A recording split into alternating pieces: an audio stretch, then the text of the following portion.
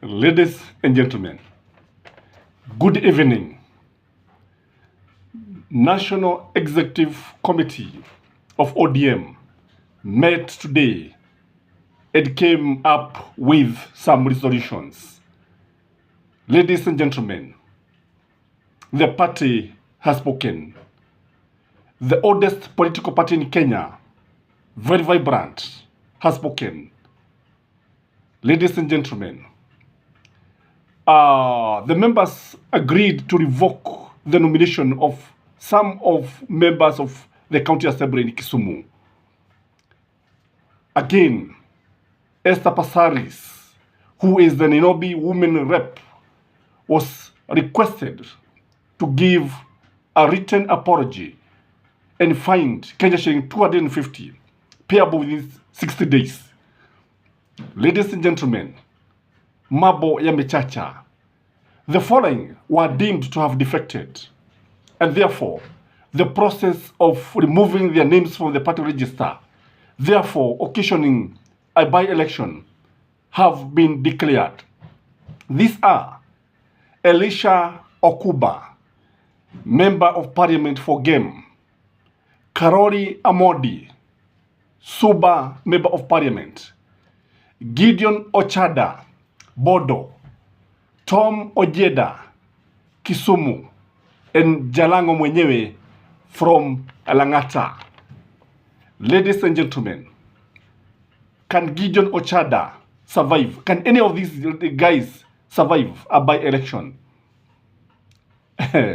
Again, the party went ahead and forced Mark Lamada, is it Lamada or Lamada, Uriri Member of Parliament, and Paul Abol Rogo. They were asked to within 7 days write a written apology to the party, and they were fined 1 million. It can't be more interesting, ladies and gentlemen. This is ODM speaking, by the way. In this video, I want us to look at what is meant to be achieved by this move. Because if you ask me, the move has some political implication. The move is very, very encouraging if you ask me. Ni jambo ambalo limekuwa likisubiriwa kwa hamu na gamu, na hayawi huwa, na kusema kweli yamekuwa. What does this mean, ladies and gentlemen, politically? It means that Raila is stamping his authority. That is the truth of the matter. And if you ask me, this is one of the greatest tests of Raila Amolo Odinga. If he is going to occasion a by-election, are these people going to survive? Because I believe that William Samoei Ruto is also very happy, because he's also going to test his popularity in ODM stronghold. And Raila Amolo Odinga has always called the shot among these constituencies. Now the big question is, are they going to survive? Is there anybody who is going to survive Raila's juggernaut, if I may ask, ladies and gentlemen? It means that we are likely to have what we call a little general election. This is a little general election where we have so many constituencies, so many vacant positions of members of parliament. This is nothing than a little general election, and the country will be treated to an election mode. It also means that they are going to lose their seats. I've told you, when I look at it, including Esther Passaris, none of these guys can win in a by-election. They cannot win. Remember, already people are very angry with them. And when they started moving towards and started working, and they were married by UDA and Kenya Kwanza in general, they did not consult the voters. Why did they consult the voters? Why were they asking for their votes then? Yet, when it comes to defecting, because for sure, whoever promotes the activities of another political party is deemed to have defected. So what are they doing in ODM? Let them go. We don't need them. Again, it marks the end of a beautiful career. In fact, I'm sympathizing with Jalango. Jalango had a very beautiful career, but because of lack of strategy, because if you ask me, I thought he was a very brilliant guy politically, but it is coming out that the man is not very as far as politics are concerned. He doesn't know when to make, because you see, you should know when to count your money and when to walk away. But this guy doesn't know when to walk away, doesn't know when to hide some of the money. So what he did is that people are taking that he was a mole in ODM. That is the truth of the matter. He was sent by William Samoei Ruto.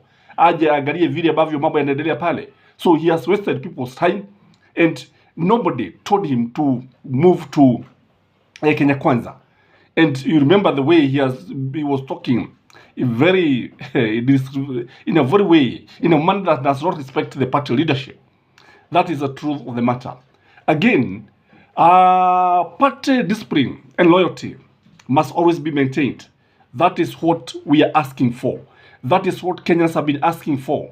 In fact, that is one of the agenda in the national dialogue in the Bomas of Kenya. Party discipline and party loyalty, party membership must always be respected. When William Samoei Ruto took over the reign of leadership, immediately was declared the president-elect. We saw some of the parties joining him. Even before some members were sworn in, it was so discouraging. It was so heartbreaking. It was total betrayal, if you ask me. Again, this one is going to tame William Samoei Ruto's appetite to kill political parties, appetite for members of parliament from Azimio. And I believe it is a good move because if William Samoei Ruto is not tamed, he is likely to turn Kenya into a one-party state. And when you look at the way UDA has been trying to rope in ANC and Ford Kenya, and they have been told to dissolve, although they have refused, it tells you the determination to have one monolithic party in Kenya, like we had in Kano. Remember, I've always opined that William Samoei Ruto was a very good student in Daniel Toroitich Arap Moi classes and used to score very high marks. Again, it is going to protect multipartyism. It is a move in the right direction because you see, multipartyism is in danger, as I've always opined in this channel. And unless means and ways are brought up to stop this, Kenya can easily find itself in the era of Moi when we had just one party. Again, it calls now for the respect of voters. Voters must always be respected.